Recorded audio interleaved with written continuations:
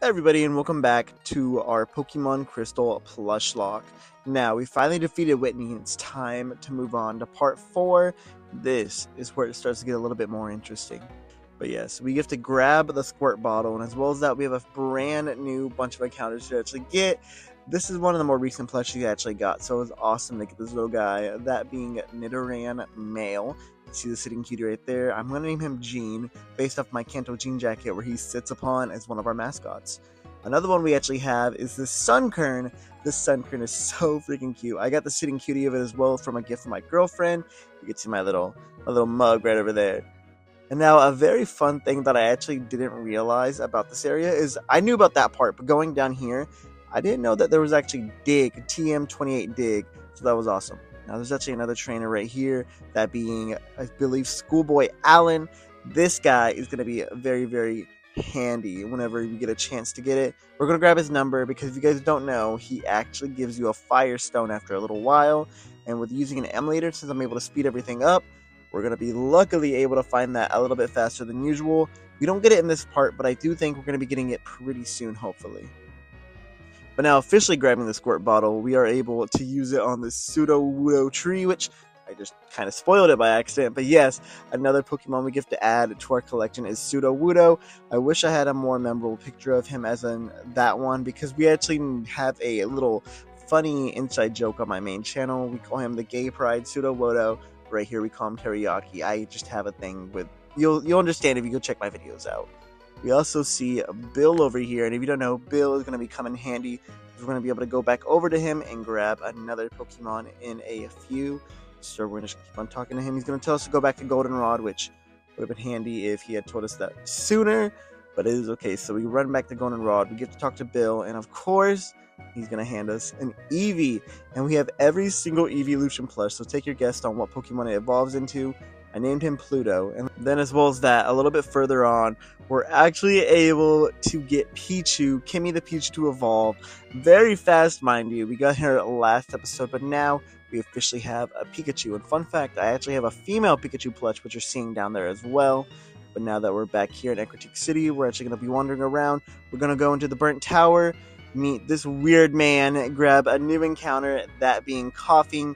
I have a very small Coughing plushie, a very vintage one for sure, and it's super, super cute as well.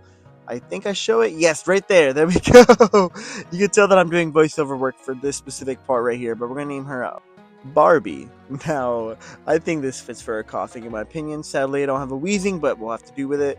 And then we see our nasty rival, the Nasty Scalper, and we are here to fight the Nasty Scalper. Now, this battle, not as annoying as the last one, that's for sure, especially with Mags able to hit Bite out of there, just getting it real done. And now we actually have a little bit better counters to everything.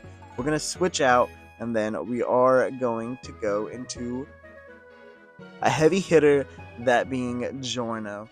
Now, I could have gone into Kimmy right there, but I think that Kimmy's a little too weak right now to handle this Croconaw. Maybe in the future, whenever she's fully evolved, that might be a better way to do it.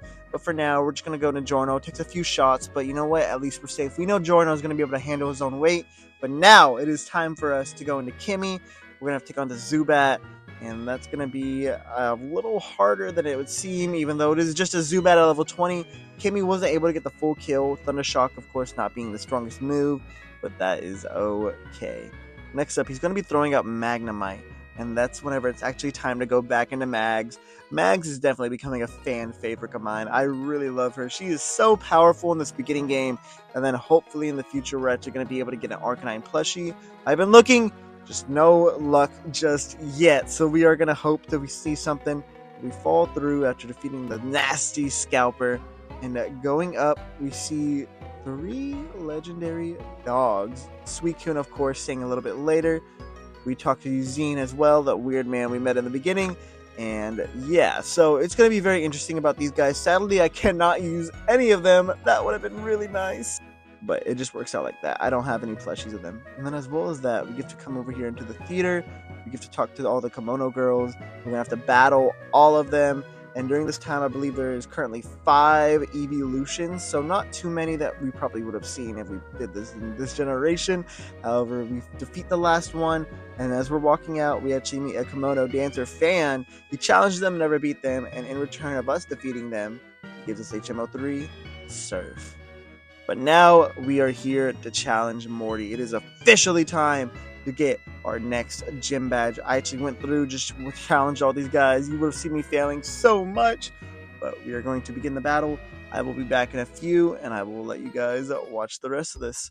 So stay tuned, and let's see, do I beat Morty?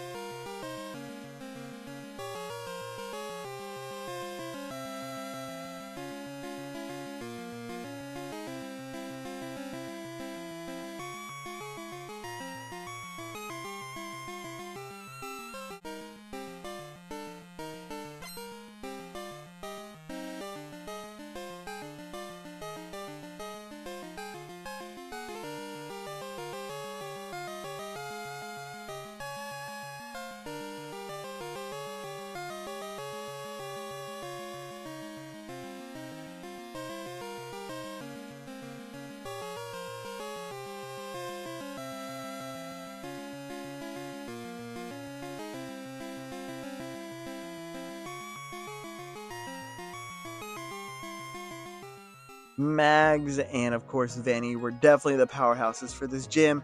Bite definitely came in handy. However, we cannot give less of a praise to Jujo.